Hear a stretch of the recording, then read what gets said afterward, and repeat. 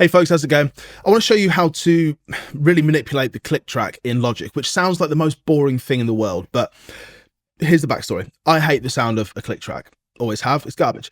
And for different things, you kind of need different sounds. So if I'm drumming, then a click is fine, you know, whatever. But I was sitting there the other day watching YouTube, like you do, and I was watching videos about how to change the sound on the click track. And I thought, okay, this is cool, but it still just sounds like a click track, just a different click track. So it got me thinking, what if I could record anything into that click track and have it sound? And then I thought, well, why not have me counting 1, 2, 3, 4? Is that possible? And it turns out it is. And I'm going to show you exactly how to do that now. So let's jump in. Right, so first off, I've got a recording of myself saying 1, 2, 3, 4. Pretty boring, but here's what it sounds like. 1, 2, 3, 4. Okay, pretty horrible.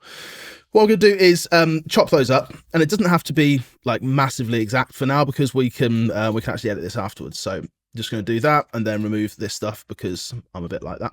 Okay, so you'll see that I've got the click track here at the moment. If I turn my click on, you'll have that all too familiar click track that we all hate. Yeah, pretty rubbish. Okay, so what you need to do, here we've got Klopfgeist, whatever that means, and we can change that to any instrument that we want. So I'm actually going to change this to a sampler. I'm just going to go for the normal sampler, multi-sample, go to mono, and get rid of all this nonsense. All I really want there is mapping and zone. Now, the way we do this is through loading the samples in, and we do it in a round robin, which you may not have seen before, but I've used this multiple times when I'm creating drum sample libraries. And essentially, if you have one note, you can make it do the first sample that you tell it to the first time, and the second time it hits, you can tell it to do another sample, and then a third and a fourth, etc. Now, this took a little bit of finding out, because I stupidly thought that the click track would be on note C1. Turns out it's not. And then I thought, well, it's probably on C4 then, middle C. And again, it turns out it's not. It's actually on C5. So the MIDI note for the click track is C5. C5, why? I don't know. But it is. So over on C5, which is just here. Sounds nice, doesn't it? Right, here's what we do. We need to create a load of groups. So we need to create 4 groups. So the shortcut for new group is Control and G. So I'm just going to press that 4 times. 1, 2, 3, 4. The first one I'm going to call 1. Second one I'm going to call 2. Guess what I'm going to call the third one? And doesn't take a genius. There we go, number 4. Okay, so in number 1, I'm going to drag this 1 onto C5. There we go.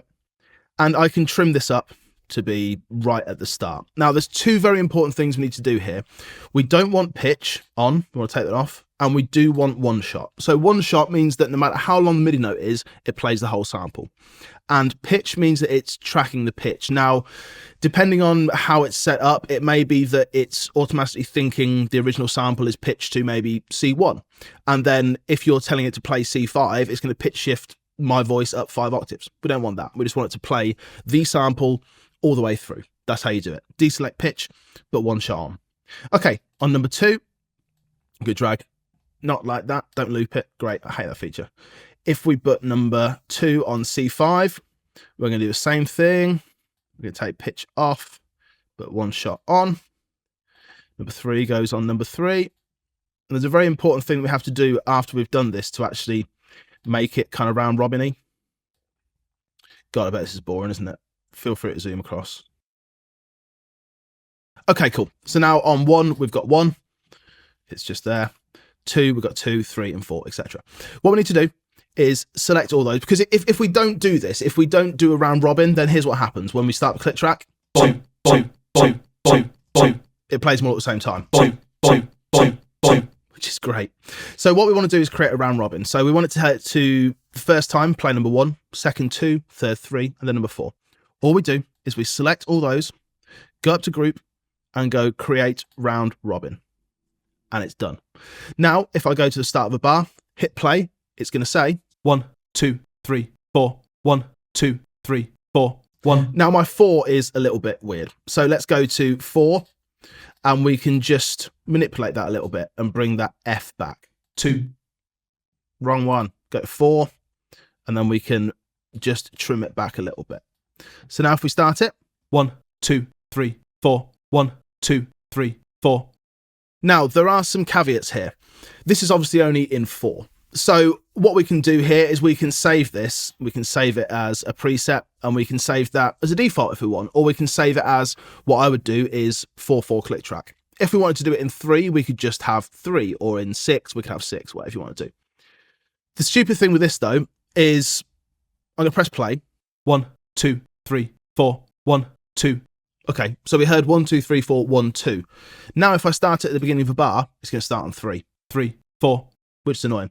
I'm sure there's probably a way around that. I'm sure there's a way to make it so that you can just like say, right, this is always the first one. But I don't know what it is. So please, please, please, if you know what that is, let me know in the comments. Because I make a lot of videos about Logic Pro. I love Logic Pro. But there are always things that I don't know. And there's always things that we need to learn. And although I'm showing you how to do stuff, I really enjoy it when people actually show me how to do stuff. I don't like it when people say, God, you're an idiot, you do it like this. But I like it when people teach me stuff. So yeah, please let me know if there's a way of making it so that number 1 is always the first sample. I'd love to hear about it. But there you go. There's how you can make a click track say 1, 2, 3, 4 to you, which I can see being really useful in a lot of contexts. This is going to be a little bit of a nightmare if you're switching time signatures throughout the song, or if you're doing anything which doesn't just want to play through 1, 2, 3, 4, but that's the way it is. I hope that's helpful for you, and hopefully now you can have a click track that doesn't sound absolutely awful. Thanks for checking out. See you soon. Take care.